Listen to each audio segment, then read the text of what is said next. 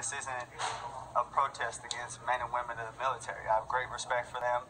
Spoke with Nate Boyer and Joey Jones. You know, those are great military vets and have spoken to others as well. But people are getting lost in what the true message is and don't want to address what it really is and address those issues. And that's really the problem. I wish people would be as outraged about the murders that are happening in the street as they are about a protest. What do you have to lose? You're living in poverty. Your schools are no good. You have no jobs. 58% of your youth is unemployed. What the hell do you have to lose?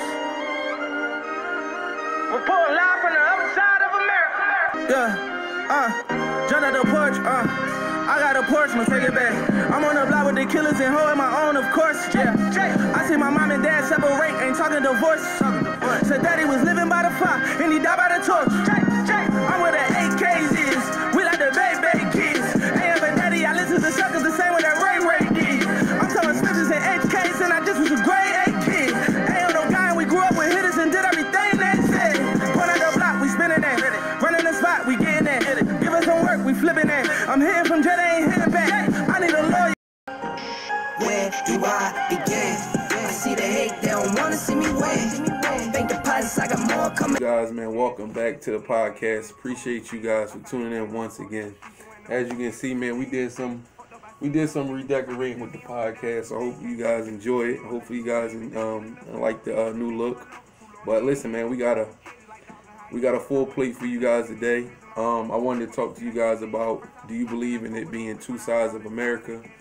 I can tell you a little story from when I was a young age to now. You know, from 15 to my late 30s. I've been able to travel and see different cities and states, and I've known to just see in my own city. Like, you can travel to the suburbs, or you can travel to the county, and you can just see the privileged opportunities that they have there, the better the jobs and the better education versus when you come in the city. You don't see that. You see lack of education. You see less fundings. You see people with that's in need of jobs. You see all that. And I feel like that's just one thing. But then when you talk about the policing and how innocent black men and black women have been shot down and killed in the hands of law enforcement, you don't see that in the county. You don't see some of that stuff that's out there in them suburb counties.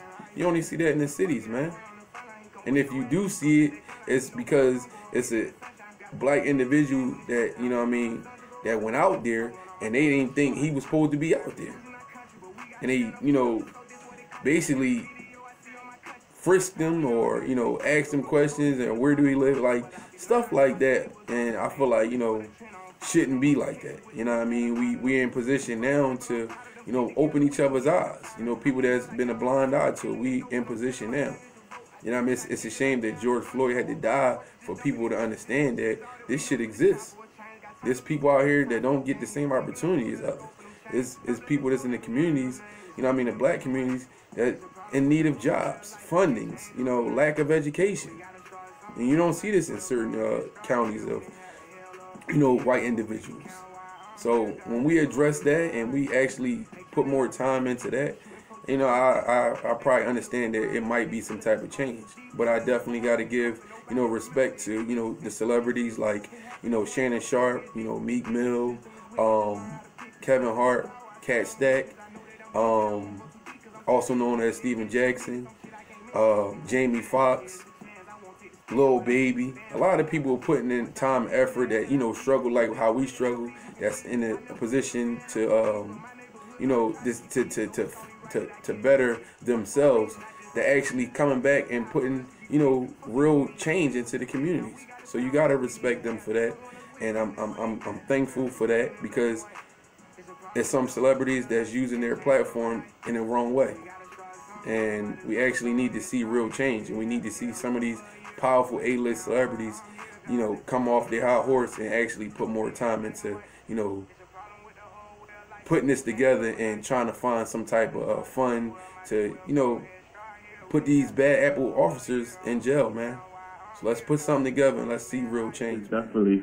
I feel like it's definitely more than one side, like it's two sides or whatever to America, like far as treatment by the police, or just treatment by the system, you know.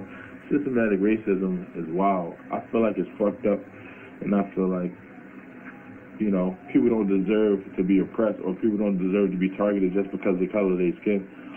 I feel like that's the dumbest shit ever. I feel like you gotta be an idiot to hate somebody just for the color of their skin, not about them, like not even looking at nobody's morals or principles or judging them as a person, you know. That's from on every angle, and I just feel as though, you know, like I can only speak on my experience, and my experience as a black man, you know what I mean? I've been treated roughly by the police. I've been targeted. I've been pulled over multiple times. No drugs ever found, never in my life. I'm wondering what is all this getting pulled over for? You know, I mean, this is in cars without tint. It doesn't matter. Like, it's just, I'm a young black man in America, and sometimes I feel as though I'm targeted. Before I leave, man, I wanted to basically speak my opinion on, you know, another topic with Drew Brees. Now, this is a, you know, Hall of Famer, a well-respected man in certain locker rooms, and a man that's been in the game for 15 plus years. And I was disappointed when I heard how he took the approach with, you know, how Colin Kaepernick or just with certain NFL players deciding to kneel this year. You know what I mean? And, you know, I feel like he's entitled to his opinion, but I don't think he's really, you know, in tuned on what's really going on as far as the black communities. Because if he turn on his TV or if he look at his phone, he would see innocent black men, innocent black women dying on these streets in the hands of people that was supposed to protect us, in the hand of the land of the free, as he stated that this flag stands for. You know what I mean? And it don't stand for that opportunity for all of us. You know what I mean? And this is what Colin Kaepernick was fighting for. This is what he fought for. You know what I mean? And he sacrificed his whole NFL career for. You know what I mean? And we're still talking about 2020, how it's disrespecting the flag. So I wanted to share something with you guys. And if he's listening, or people that feel like, you know, what Colin Kaepernick did was disrespecting the flag, I want you guys to take a look at this video. It goes like this. No refuge could save the hireling and slave from the terror of flight or the gloom of the grave, and the Star-Spangled Banner and triumph doth wave o'er the land of the free and the home of the brave. And then Sean King goes on to explain what that means.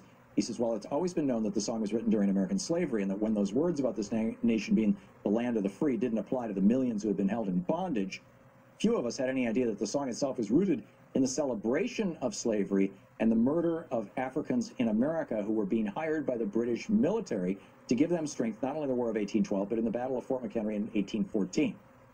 These black men were called the Corps of Colonial Marines, and they served valiantly for the British military. And Francis Scott Key despised them. He was glad to see them experience terror and death in war, to the point that he wrote a poem about it, and that poem is now our national anthem. We in a position where we're going to be fighting for a long time. So, you know what I mean, make sure you guys do your history. Make sure you, know what that national anthem really stand for. You know what I mean? So, we're going to move on. Now, hopefully, see you guys on the next episode. And everybody, you know, that's out there protesting, stay safe. And everybody out there that's, you know, getting ready to go back to work. Hopefully, you guys get back to that money that you plan on trying to get to. So, I'll see you guys on the next episode.